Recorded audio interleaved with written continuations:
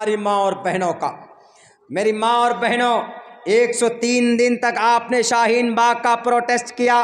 جب کسان بل آیا کسان کے خلاف میں، تو راکیش سنگھ ٹکیت نے کہا کہ جب ہماری مائیں بہنیں جب NRC اور CAA کے قانون کو چیلنج کر سکتی ہیں، تو ہماری ماں اور بہن جب آ سکتی ہیں میدان میں، تو میں راکیش ٹکیت، میں بلویر سنگھ، میں جسونت سنگھ، ہم ایک مرد بن کر ہم ان مودی جی کا، یوگی جی کا، امت شاہ کا، ان کی تاناشاہی کا، ان کے کر و فر کو ہم زمین سے کیوں نہیں اکھاڑ سکتے؟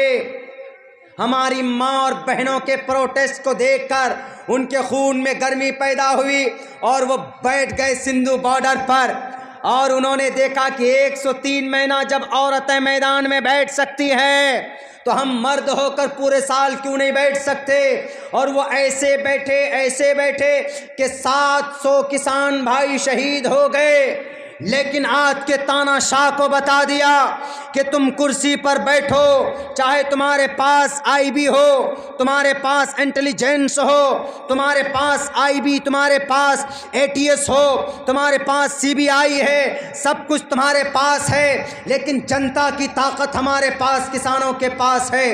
حق کی آواز حق ہوتی، ان کے پاس فریڈم فنڈامنٹل رائٹ تھا، ان کے پاس بنیادی حقوق تھے جو آرٹیکل نمبر 19 کے اندر بتائے گئے ہیں، freedom of expression, freedom of speech and freedom to assemble peaceably without arms. Protest کرنا، احتجاج کرنا بھارت کے جنتا کا ایک حق ہے، چاہے ہندو ہو کہ مسلمان ہو، وہ اپنی بات کہنے کے لیے مائک کا استعمال کر سکتا ہے۔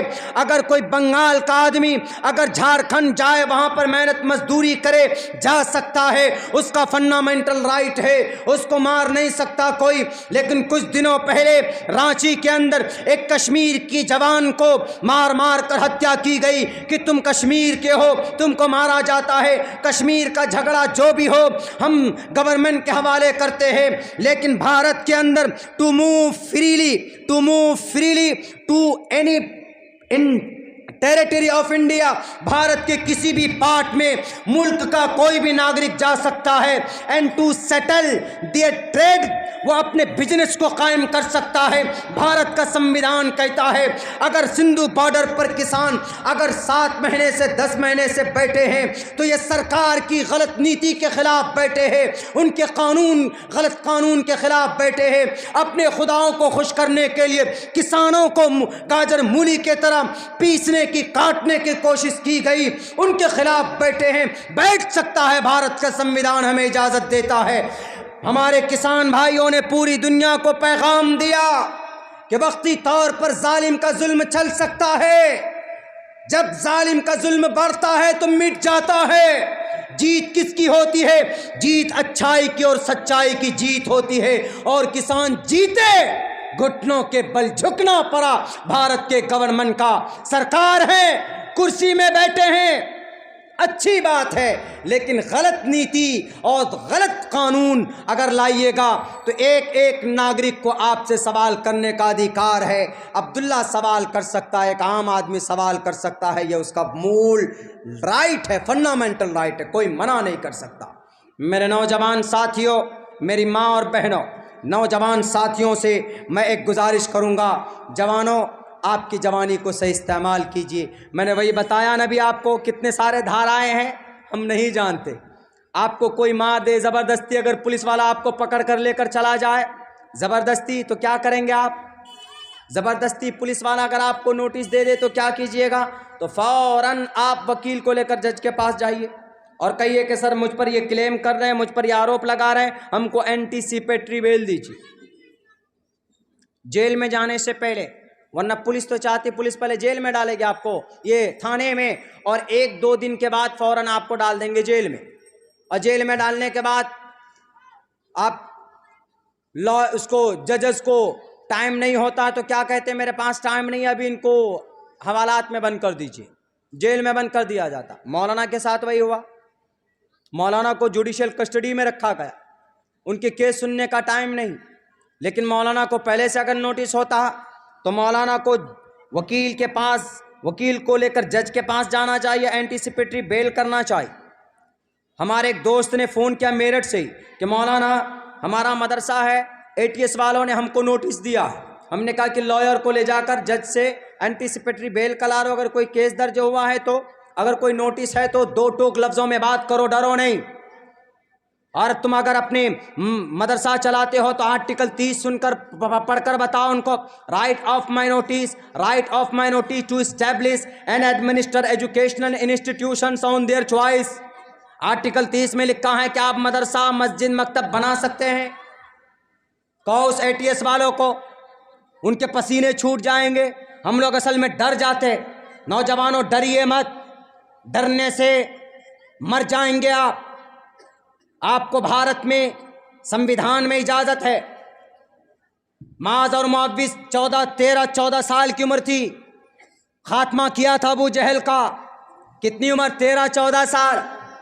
اتنی عمر میں جوانوں حضرت امام مالک 17 سال کی عمر میں مدینۃ المنورہ کے جج بنائے گئے. عبد الرحمن ابن اوسر 21 سال کی عمر میں یورپ اندلس کو فتح کیا.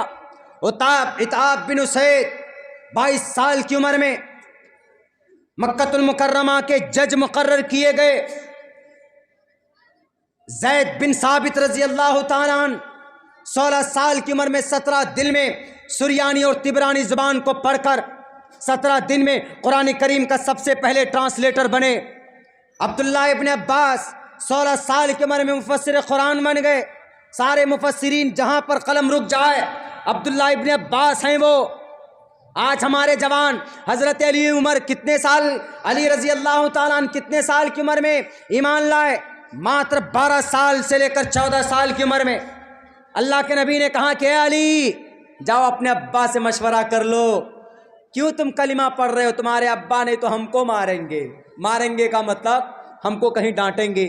تو حضرت علی نے کہا کہ اللہ کے نبی، جب میرا اللہ نے مجھے پیدا کیا تھا تو میرے ابا سے مشورہ کیا تھا کیا؟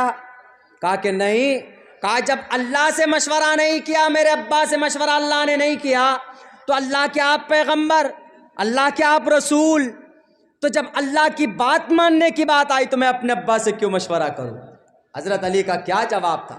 حضرت عثمان کتنے سال کی عمر میں ایمان لائے؟ ماتر 20 سال کی عمر میں. حضرت عمر کتنے سال میں ایمان لائے؟ 26 سال کی عمر میں. حضرت ابو بکر کتنے سال میں عمر لائے؟ بڑھاپے پہ نہیں، 37 سال کی عمر میں. میرے بھائیوں، میرے ساتھیوں، جوانوں، آپ کی ایک تاریخ ہے، آپ کی ایک اتہاس. محمد بن فاتح 22 سال کی عمر میں قسطنطنیہ کو فتح کیا. محمد بن قاسم الثقفی سندھ کو فتح کیا. عمر کتنی؟ 17 سال. زید بن اسامہ بن زید رضی اللہ تعالیٰ عنہ کتنی سال کی عمر میں سپہ سالاری؟ 18 سال کی عمر میں سپہ سالار بنے. جوانوں، آج تو آپ باڈی فلٹر 6 پیک بناتے ہیں. بناؤ 6 پیک. حضرت ابراہیم کی 6 پیک کو دیکھ کر بناؤ. بناؤ اپنے باڈی کے مسلز. حضرت موسیٰ رضی اللہ تعالیٰ عنہ کی باڈی کو دیکھ کر باڈی بناؤ. کیوں؟ حضرت موسیٰ نے ایک گھونسا مارا تھا تو آدمی مر گیا تھا. فَوَقَذَهُ مُوسَىٰ فَقَضَىٰ عَلَيْهِ. حضرت ابراہیم نے وہ جو ہتھوڑا اٹھا کر بتوں کے ناک توڑے تھے، جس کا قرآن میں تذکرہ ہے تفصیل کے ساتھ، کسی کا ناک توڑ دیے، کسی کا کان توڑ دیے، کسی کا سر اڑا دیا. وہ ہتھوڑا 1 کوئنٹل کا تھا. تو 6 پیک نہیں، 7 پیک بناؤ. سلمان خان کا دیکھ کر نہیں، حضرت ابراہیم کے 6 پیک کو دیکھ کر، حضرت موسیٰ کی تاریخ کو دیکھ کر، محمد رسول اللہ کی اور رکانہ کی تاریخ کو دیکھ کر کے آپ باڈی بنائیں. منع نہیں. اس لیے میں کہتا ہوں کہ بائک چلانا منع نہیں، بہترین ڈرائیور بنیے. میں خود الحمدللہ ایک اچھا میں ہوں ڈرائیور، بڑھیا تو نہیں کہہ سکتا، ہوں ڈرائیور. ہم اپنی گاڑی سے چلا کر آپ کے یہاں جاتے ہیں، ہم جلسے میں، ہم کو شوق ہے گاڑی چلانے کا. بہترین ڈرائیو کیجئے، لیکن سیفٹی. کہیں جائیں تو ہیلمٹ لگائیے اور نارمل اسپیڈ پہ جائیے. یہ نہیں کہ اڑا رہے ہیں، ایسے جا رہے ہیں ادھر ادھر جیسے کبوتر کی طرح. اب پتہ چلا کہیں اور گھسک گئے تو گھس ہی جاتے کسی ٹرک میں. ایسا نہیں ہونا چاہیے. کوئی بھی کام کیجئے اسلام کے اندر اس کا راستہ بتایا گیا. ہر چیز کو سامنے رکھ کر اپنی قوم کو عروج پر پہنچا سکتے ہیں. وہ کیسے جی؟ سب سے پہلے نمبر پر آپ کو کیا کام کرنا ہے؟ آپ کو اگر باڈی فلٹر بننا ہے تو منع نہیں ہے، باڈی فلٹر بنیے. آپ کو فیس بک چلانا ہے تو چلائیے. آپ کو واٹس ایپ چلانا ہے تو وہ بھی چلاؤ. آپ کو اپاچی گاڑی چلانی ہے تو وہ بھی چلائی، آپ کو کرکٹ کھیلنا ہے تو وہ بھی کھیلی، آپ کو والی بال کھیلنا ہے تو وہ بھی کھیلی، آپ کو ہاکی بلہ جو بھی کھیلنا ہے کھیلیے، منع نہیں، کوئی بھی کام کے لیے میں منع نہیں کروں گا، آپ کو فلی اجازت ہے، پرمیشن ہے، لیکن کرنا کیا ہے، کیسے کرنا ہے، میں وہ آپ کو تھوڑا میتھڈ بتاتا ہوں، آپ کو طریقہ بتاتا ہوں۔ جو ہمارے نوجوان تجارت سے لگے ہوئے وہ تجارت میں آگے بڑھنے کی کوشش کریں، جو ہمارے نوجوان پولیٹکس میں سیاست میں ہیں وہ ڈھنگ کی راجنیتی کریں، سیاست میں اپنے فیل کو مضبوط کریں، سماج کو صحیح دشا میں لے جانے کی محنت کریں۔ جو ہمارے نوجوان بیسک اور ضروری انٹر اور میٹرک گریجویشن نہیں کیے، ان سے میں درخواست کرتا ہوں کہ آپ اپنی تعلیم کو مکمل کیجیے، آپ میٹرک کیجیے، انٹر کیجیے، اگر آپ تعلیمی میدان میں آگے جائیں گے تب نہ آپ کو پتہ چلے گا کہ اگر آپ کا کوئی مرڈر کر دے یا آپ کے رشتہ دار کا تو کون سا دھارا لگتا ہے۔ مرڈر کرنے پر 302 لگتا ہے، مرڈر کرنے کے بعد اگر کوئی آپ کے ثبوت کو مٹائے تو کون سا دھارا لگتا ہے، 201 لگتا ہے۔ اگر سماج کی بیٹی کے ساتھ کوئی بدتمیزی کرے، ان کے ساتھ بلاత్కాر کرے تو کون سا دھارا لگتا ہے، 376 لگتا ہے۔ اور اگر ساموہک بلاत्కాر و اجتماعی عصمت دری ہو، یعنی 4-5 آدمی ملا کر بلاत्కాر کرے کسی سماج کی بیٹی کا تو کون سا دھارا لگتا ہے، 376D لگتا ہے۔ آپ کے بچے کا کوئی اپہرن کر لے تو کون سا دھارا لگتا ہے، 367 لگتا ہے۔ اگر کہیں پر کوئی دنگے فسادات ہو، لا اینڈ آرڈر کو مینٹین کرنے کے لیے کون سا دھارا لگتا ہے، 144 لگتا ہے۔ یہ چیز ہمیں اور آپ کو معلوم نہیں۔ اگر آپ جا رہے ہیں بائک لے کر، کھپاچی گاڑی لے کر، پیچھے سے کوئی آپ کو مارنے کی کوشش کر رہا، رات میں حملہ کر رہا ہے، ہمارے ساتھ بہت ہوتا ہے۔ ابھی پرسوں پروگرام تھا، ہمارے علاقے میں پنچایت چناؤ چل رہا، پروگرام تھا اور ہم کسی اور کو سپورٹ کر رہے ہیں تو موجودہ جو ودھائک لوگ ہیں، مکھیا لوگ ہیں، وہ کہہ رہے ہیں کہ مولانا مجھے سپورٹ کرو، مجھے سپورٹ کریے آپ۔ ہم نے کہا کیوں؟ کرپشن گھوٹالہ آپ نے کیا، میں مولانا بن کر آپ کا ساتھ دوں، تعاونوا علی البر تعاونوا علی الاثم والعدوان، یہ کروں میں؟ نہیں، میں کروں گا تعاونوا علی البر والتقوی، اچھائی پر میں تعاون کروں گا، ولا تعاونوا علی الاثم والعدوان، تمہارے برے کام میں شریک نہیں ہو سکتا۔ انہوں نے کہا دیکھتے ہیں مولانا عبداللہ میں کتنی طاقت ہے۔ میں نے کہا کہ میرے ماں نے، میرے باپ نے حلال رزق دے کر میرے رگوں میں جو خون بھرا ہے اس کے اندر بہادری ہے، اس کے اندر نیڈر ہے، اس کے اندر ایمانداری ہے۔ عبداللہ سالم کو جب ٹکٹ نہیں ملا تھا، میرے پاس بڑے بڑے نیتا کا آفر کہ مولانا 60 لاکھ روپے لے لیجئے، MLC بنا دیں گے آپ کو، آپ اپنے پارٹی سے ریزائن دے کر مجھے سپورٹ کیجئے۔ میں نے کہا کہ میں مولانا پہلے ہوں، میں اپنے ایمان کا سودا نہیں کر سکتا، میں جانتا ہوں تم غلط ہو، میں اپنی خوش زندگی کی عیش کے لیے میں اپنے ایمان کا سودا نہیں کر سکتا۔ جب میں نے تب نہیں کیا تو آج تو بالکل بھی نہیں کر سکتا۔ بلینک چیک دیے جاتے ہیں، مولانا بھر لیجئے، کروڑوں روپے بھر لیجئے، ہم کو سپورٹ کر دیجئے۔ میں نے کہا قیامت آ سکتی، جیسے نبی نے کہا تھا اپنے کفار مکہ کے سامنے میں کہ میرے ہاتھ میں چاند سورج کو لا کر رکھ دو، میں پھر بھی اس نبوت کے کام سے باز نہیں آ سکتا۔ تو میں آج وہی سوال تم لوگوں کو اسی سوال کے جواب میں کہتا ہوں کہ میرے ہاتھ میں کروڑوں روپے کا چیک کیا، تم 5-10 کروڑ روپے لا کر عبداللہ سالم کے ہاتھ میں رکھ دو، میں حق بات کہنے سے رکوں گا نہیں۔ میرے بھائیو، 3 روز پہلے ایک نکڑ پروگرام، میں پرچار کرنے جاتا ہوں اپنے پنچایتوں میں، اپنے ودھان سبھا میں، تو نکڑ پروگرام زیادہ کرتا ہوں میں، چھوٹے چھوٹے پروگرام۔ تو میرے نکڑ پروگرام تھے تو وہ کچھ لوگوں کو شراب پلا کر ڈی جے، بڑے ڈی جے، بڑا ڈی جے وہ ساؤنڈ وغیرہ لگا کر لگا دیا، ایک دم ڈانس ڈھکم ڈھکم چل رہا ہے ایک دم پورے، کہاں پر جہاں پر ہمارا پروگرام ہونا وہیں پہ قریب میں گاڑی لگا دی۔ ہم نے کہا کہ چلو ہم سکسیس ہیں، کم سے کم وہ ہم کو تو سمجھ رہا ہے نا اس لائق کہ مولانا جس کو سپورٹ کر رہے ہیں وہ جیتنے جا رہا، اس کا فیل خراب کرو۔ لیکن راجنیتی میں الٹا ہو جاتا ہے، راجنیتی میں کسی کا پیر توڑ دیا تو سوچتا ہے کہ پیر توڑ دیے تو اب پرچار نہیں کر پائے گا، لیکن یہ نہیں سوچتا کہ پیر توڑنے سے سہانبھوتی کا کتنا ووٹ ملتا ہے۔ وہ سوچا کہ ہم ڈی جے لگا دیں گے تو ڈگ ڈگ ڈگ ڈگ کریں گے، مولانا کی بات کوئی سن نہیں پائے گا۔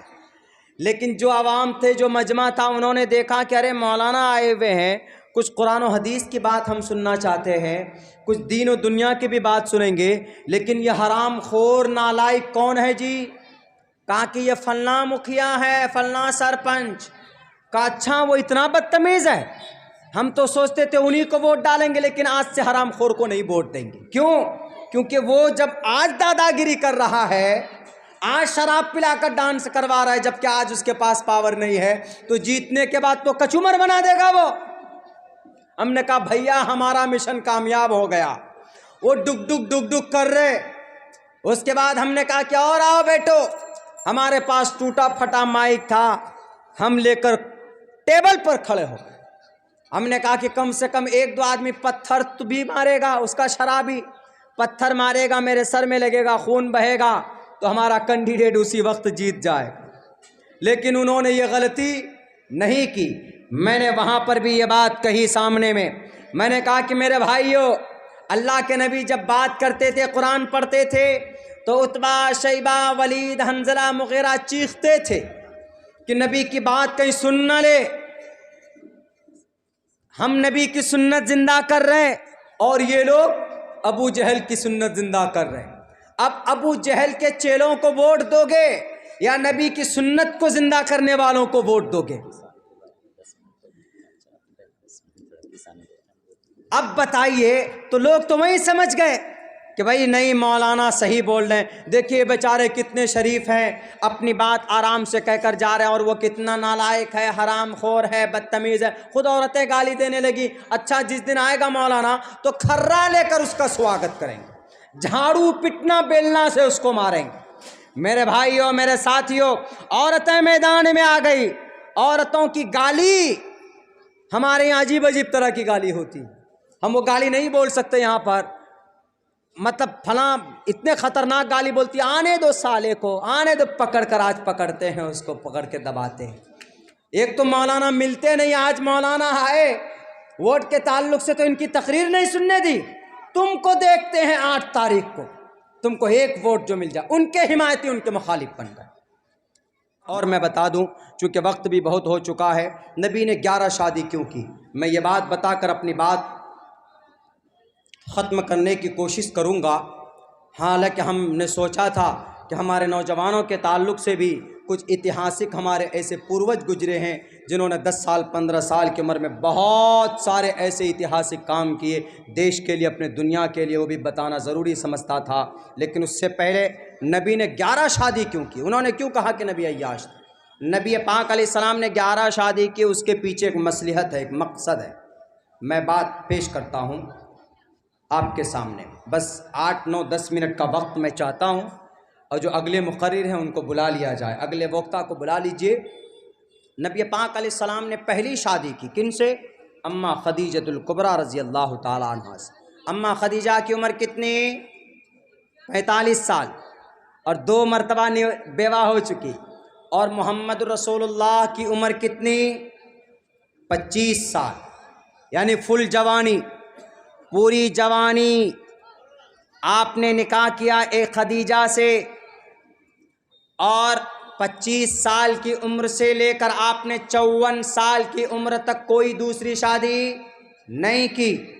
پوری جوانی آپ نے ایک بوڑھی معمر عورت کے ساتھ گزار دی۔ وسیم رضوی، تم گزار سکتے ہو؟ نہیں گزار سکتے۔ عورت کے شوقین اگر نبی ہوتے تو جوانی میں جوان کنواری عورت سے شادی کرتے، لیکن نبی نے نہیں کی۔ اماں خدیجہ 2 مرتبہ بیوہ ہو چکی تھی، 2 مرتبہ پہلے محمد سے پہلے 2 مرتبہ ان کے پہلی اولاد بھی تھی۔ ہے کوئی مائیں کا لال، تمہارے لال بجکر نے اگر شادی نہیں کی تو اس کو کیا پتہ، اس کو کیا پتہ۔ ہمارے بھارت کے بڑے قائد صاحب، پی ایم صاحب تو اپنی بیوی کو چھوڑے ہوئے ہیں، ان کو بیوی کے حقوق کا کیا پتہ۔ 40 سال سے ان کو طلاق دیے ہوئے، ان کو تو حق دے نہیں پائے، آئے بیٹیوں کے حق کی بات کر۔ اتر پردیش کے لال بجکر جی، انہوں نے تو شادی کی نہیں ہے، ان کو کیا پتہ کہ عورت کا مقام کیا ہے، بیوی کا مقام کیا ہے۔ ہمارے نبی نے بتایا بیوی کا مقام کیا ہے۔ 54 سال کی عمر تک پوری جوانی آپ نے کسی سے شادی نہیں کی، صرف ایک بوڑھی عورت کے ساتھ بتا دی۔ جب کفار مکہ آئے تھے کہ اے نبی اگر تم کو عورت چاہیے تو عرب کی تمام عورتیں دے دیتا ہوں، نکاح کر لو، لیکن تم اپنے اسلام کا پرچار مت کرو۔ نبی عورت کے شوقین ہوتے تو اپنا مشن چھوڑ کر کہتے کہ ہاں ٹھیک ہے، لاؤ فلاں عورت جو خوبصورت ہے، میرا نکاح کراؤ۔ لیکن محمد نے کہا کہ جاؤ، میرے ہاتھ میں چاند سورج کو لا کر رکھ دو گے، میں پھر بھی اللہ کے دیے ہوئے بھیجے ہوئے پیغام کو پہنچانے سے میں باز نہیں آ سکتا۔ 54 سال کی عمر تک آپ نے نکاح نہیں کی، اس کے بعد پھر آپ نے نکاح کی، اس کے بعد 54 سال کی عمر کے بعد آپ نے نکاح کی، تمام کی تمام بیوہ عورتوں سے نکاح کی، کچھ باندیوں سے بھی آپ نے نکاح کی، کچھ غریب عورتوں سے بھی آپ نے نکاح کی، کچھ عمر دراز عورتوں سے بھی نکاح کیا آپ نے، اور ایک کنواری سے شادی کی، اماں عائشہ رضی اللہ تعالی عنہا سے۔ پتہ ہے کیوں شادی کی آپ نے؟ بوڑھی عورت سے شادی کی، پیغام دینا چاہتے ہیں پوری دنیا کے لوگوں کو۔ اگر کوئی آدمی آج کی ڈیٹ میں، اگر کوئی آدمی کنوارا لڑکا ہے، اس کا نکاح اگر کسی شادی شدہ عورت سے ہو جائے، وہ زندگی کیسے گزارے گا؟ ان کو ایک رول ماڈل چاہیے، تو محمد الرسول اللہ کی زندگی دیکھ لے، وہ محمد الرسول اللہ اور اماں خدیجہ کی زندگی کو دیکھ لے، چونکہ محمد کنوارے تھے اور اماں خدیجہ شادی شدہ تھی، اس لیے اللہ کے نبی نے شادی کی۔ شادی شدہ عورت سے اگر کوئی کنواری لڑکی سے شادی ہوتی ہے تو زندگی کیسے گزارے؟ محمد کی اور اماں عائشہ کی زندگی دیکھ لے اٹھا کر۔ اگر کسی آدمی کی شادی ہوئی اونچے گھرانے، بڑے گھرانے، کروڑ پتی لڑکی سے ہو گئی شادی، تو زندگی کیسے گزارے؟ تو محمد الرسول اللہ اور ام سلمہ رضی اللہ تعالی عنہا کی زندگی کو اٹھا کر دیکھ لے، حضرت زینب کی زندگی اٹھا کر دیکھ لے۔ نبی پاک علیہ السلام اور حضرت زینب اونچے خاندان کی تھی، یہ قریش خاندان کی تھی عورتیں، 6 عورتیں قریش خاندان کی تھی۔ اگر کسی جوان لڑکے کی شادی اگر کسی بوڑھی عورت سے، ہم عمر عورت سے ہو جائے تو زندگی کیسے گزارے؟ تو اللہ کے نبی نے وہ بھی پیغام دیا حضرت سودا سے نکاح کر کے، اگر کسی لڑکے کی شادی، کسی بھائی کی شادی کسی غریب لڑکی سے ہو جائے تو اس غریب لڑکی کے ساتھ کیسے زندگی گزارے؟ تو حضرت جویریہ سے اللہ کے نبی نے شادی کی، وہ کمزور گھرانے سے تھی، وہاں پر کمزور لڑکی کے ساتھ رشتہ کیسے گزرے؟ وہ پیغام حضرت جویریہ کے زندگی سے ان کو مل سکتا ہے۔ اور تو اور اگر کوئی عورت ہے، بیوی اگر بہت تیز دماغ کی ہے، ہمیشہ جھگڑا کرتی ہے، لڑائی کرتی ہے، تو کیسے زندگی گزارے آدمی؟ تو حضرت حفصہ کی زندگی اٹھا کر دیکھ لے۔ محمد الرسول اللہ کی بیویوں میں حضرت حفصہ رضی اللہ تعالی عنہا تیز دماغ کی تھی، گرم مزاج کی تھی، تو اللہ کے نبی نے ان کو بھی ہینڈل کیا۔ اللہ نے بیوہ سے شادی کی، عمر دراز سے شادی کی، کنواری سے شادی کی، نچلے گھرانے میں بھی شادی کی، باندی سے بھی شادی کی، اونچے گھرانے کی لڑکی سے بھی شادی کی۔ دنیا میں نکاح میں ایسا ہوتا ہے کہ نہیں ہوتا ہے؟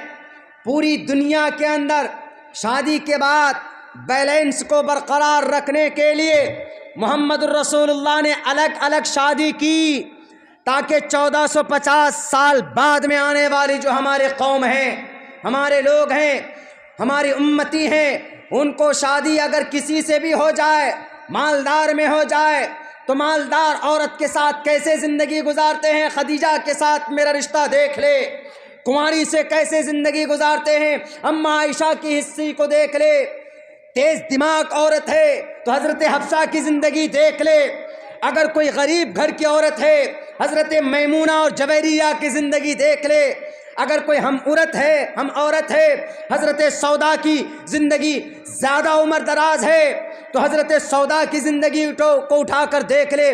یہ پیغام دینا چاہا ہے وسیم رضوی، تجھے پتہ نہیں ہے کہ نبی نے 11 شادی اس لیے کی تھی کہ اللہ تبارک و تعالیٰ کے طرف سے فرمان تھا پوری دنیا کے انسانوں کو شادی بیاہ کے بیچ میں ایک بیلنس قائم کرنا تھا، اس لیے اللہ کے نبی نے 11 شادی کی۔ اگر شادی 11 کی وجہ سے آپ کے پیٹ میں درد ہوتا ہے تو چترکیتو کے اوپر آروپ لگاؤ جس کی 1 کروڑ بیویاں تھی، کرشن جی کے اوپر آروپ لگاؤ 1623 بیویاں تھی، راجہ دشرت کے اوپر آروپ لگاؤ 3 بیویاں تھی، کوشلیا، کئی سمترا۔ اگر آپ کو اعتراض کرنا ہے راجہ بھوپندر سنگھ کے اوپر اعتراض کرو، 305 بیویاں تھی۔ بتاؤ، آؤ میدان میں دوں گا تم کو جواب، تمہاری زبان بند ہو جائے گی، تم نہیں جواب دے سکتے ہمارے کسی بھی سوال کے۔ کیونکہ تم تو صرف ورغلانے کے لیے بات کرتے ہو، تمہارے پاس تو اتہاسک اعتبار سے، شرعی اعتبار سے، سمویدھانک اعتبار سے اسٹرانگ کوئی پروف ہے ہی نہیں، صرف اپنے خداؤں کو خوش کرنے کے لیے اناپ شناپ بکتے جاؤ، بولتے جاؤ۔ میرے بھائیوں، میرے ساتھیوں، بس میں آخر میں یہی کہوں گا آپ سب لوگوں سے کہ ہم لوگ آج جو ضرورت ہے، میں آخر میں اپنی تقریر کا نچوڑ وہ یہی کہ ہماری عملی زندگی، جی بھائی ان کو بلا کے لائیے، ڈیلی کا معاملہ چونکہ ڈیلی رات بھی کم سے کم 2 گھنٹے 5 منٹ تک میری بات ہوئی ہے دیناج پور میں۔ کل کا پروگرام ہمارا لکھنؤ کا ہے، ایک پورے دن سفر کرنا، رات کو تقریر کرنا، وہ بھی 2 گھنٹہ کرنا۔ آپ تو یہ سمجھتے ہیں کہ مولانا ہمارے یہاں آئے، یہ میری خوش نصیبی ہے، محبت ہے، آئے، لیکن آپ یہ سمجھتے ہیں کہ شاید مولانا یہیں تقریر کر رہے ہیں۔ نہیں، تقریباً 1.5 پونے 2 مہینے سے ڈیلی رات کا پروگرام ہوتا ہے۔ ڈیلی مائک پہ بولنے سے کیا حالت ہوتی ہے، وہ جو لوگ اسپیکر لوگ ہیں، جو لوگ مائک میں بولتے ہیں، وہ آپ کو بتائیں۔ میں پھر بھی 2 گھنٹے کا ٹارگیٹ لے کر چلا تھا، اور میں نے کوشش بھی کی ہے آپ لوگوں کو کہ اس کے اندر کچھ اچھی باتیں ہو جائیں۔ بہرکیف میں شکر گزار ہوں کمیٹی کا، لمبے دنوں سے تیاری چل رہی تھی، اور سب سے زیادہ شکر گزار فیروز بھائی کا، مستقل رابطے میں رہیں، بڑے مخلص ہیں، اور ہمارے ساتھ تجمل بھائی، مقیم بھائی بھی کلکتہ سے لے کر یہاں تک پہنچے ہیں آپ لوگوں کے بیچ میں۔ اور سب سے بڑی بات مجھے خوشی ہوئی کہ آپ لوگ ابھی تک 1 بجے تک یہاں پر بیٹھے ہیں، اس کا مطلب آپ کو آپ کی شریعت سے، آپ کے قرآن کے تعلق سے جو باتیں کی جائے، آپ کو اس سے بے پناہ محبت ہے۔ میں آخر میں ایک پیغام دینا چاہوں، 15 منٹ کے اندر میں اپنی بات ختم کرتا ہوں، چونکہ ہم کو آرڈر تھوڑا اور ملا ہے، لیکن 15 منٹ کے اندر خصوصاً نوجوانوں سے کیا پیغام دینا چاہوں گا؟ میرے بھائیوں، تقریروں سے سمسیا حل نہیں ہوتا، عملی میدان میں